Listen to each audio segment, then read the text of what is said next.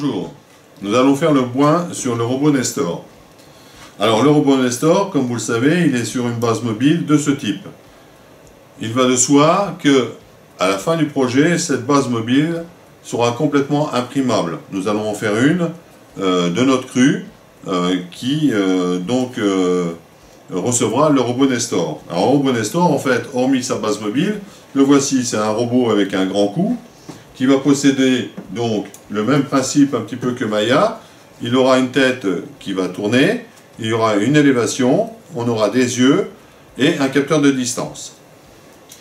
Alors, le corps, je dirais le cou du robot Nestor, c'est monté sur un vérin. Donc voici le principe. Le petit robot s'élèvera quand il aura besoin pour pouvoir regarder au-dessus des tables. Je vous rappelle qu'il fait 80 cm, donc ça lui permet de regarder au-dessus d'une table. En étant donc en position basse à peu près à 60-70 cm, en position haute à 95 cm. Donc l'ensemble possède un vérin électrique avec à l'intérieur de ce vérin électrique un système de détection de hauteur.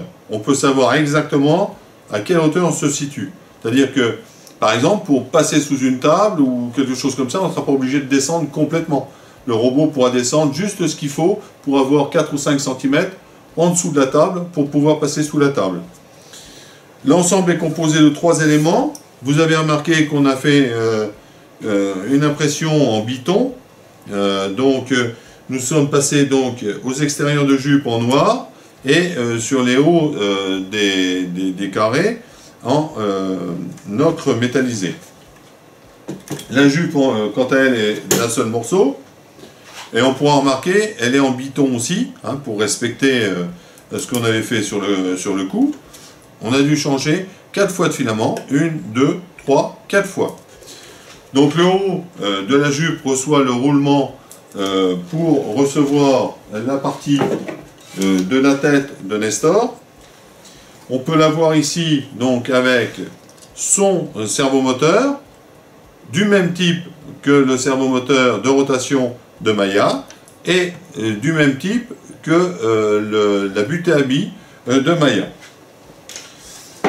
Alors, quelques nouveautés là-dessus. Pour faire ce type de robot, il fallait qu'on respecte le positionnement du vérin à l'intérieur de la cage.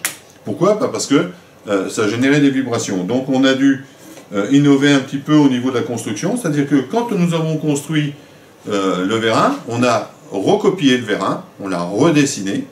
Et quand on l'a dessiné, on l'a positionné dans l'objet. Et pour vérifier que les cotes étaient exactes, on a dû extruder la partie de l'objet, juste pour avoir une petite partie pour savoir si cette enveloppe correspondait au vérin, et on a imprimé. Donc ça évite quand même de se louper dans les pièces. Ça, c'est le nouveau procédé pour suivre donc la forme d'une pièce mécanique qui n'a rien à voir avec nous. Nous avons adopté le même procédé pour donc la tête de Nestor, puisque ici nous avons une pièce étalon que nous avions fabriquée. Nous voulions vérifier la portée du servomoteur ici, la portée du roulement et le passage des câbles. Puisque, à la différence de Maya, qui se trouve avec des câbles à l'arrière de la tête, le robot Nestor, ces câbles, qui sont les câbles hauts, seront à l'intérieur du corps et passeront le long de la jupe. Donc, nous pouvons voir cette pièce-là, qui est la copie conforme de cette pièce-ci. Nous avions fait la même manip pour le boîtier d'élévation qui se trouve au-dessus. Nous avons découpé, imprimé pour vérifier si l'ensemble recevrait correctement les composants. Donc de plus en plus maintenant, avant la réalisation en impression, nous sortons les pièces ou on coupe, alors ça c'est relativement facile puisque là c'est juste une coupe, ou en extrusion, donc là on extrude 4 ou 5 mm de matière autour de la pièce pour vérifier si l'ensemble coulisse, hein, ou en coupe partielle avec extrusion pour pouvoir tester des pièces plus délicates. Nous avons réalisé une chape pour notre vérin, ou tout du moins plutôt la tête du vérin, qui va recevoir donc la jupe. Donc là, c'est pas fait en PLA, c'est fait en IPS. C'est une matière qui est un peu plus résistante. Donc il nous a servi à récupérer la tête du vérin et pour le positionnement donc de la jupe. Vous pourrez remarquer aussi que sur la base mobile, nous avons déjà implanté donc le pupitre de contrôle pour piloter le robot Nestor. Alors le pupitre de contrôle, c'est un LAT Panda, c'est une sorte de mini carte, mini PC avec un Windows dessus pour recevoir les systèmes EasyRobot et d'autres systèmes. Voilà.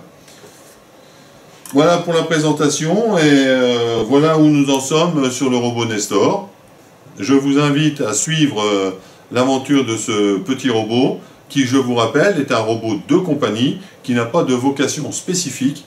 Il est là pour tenir compagnie à des gens, pour avoir un dialogue avec, il pourra parler, il pourra échanger, il pourra éventuellement couper la lumière si on lui demande, descendre les volets si on lui demande, allumer la télé si on le désire. Il pourra, disons, être utilisé pour des tâches de tous les jours. Mais c'est d'abord un robot de compagnie qu'on va personnaliser avec une voix sympa, une tête un peu enjouée, etc. Voilà. À la prochaine fois pour les aventures du robot Nestor.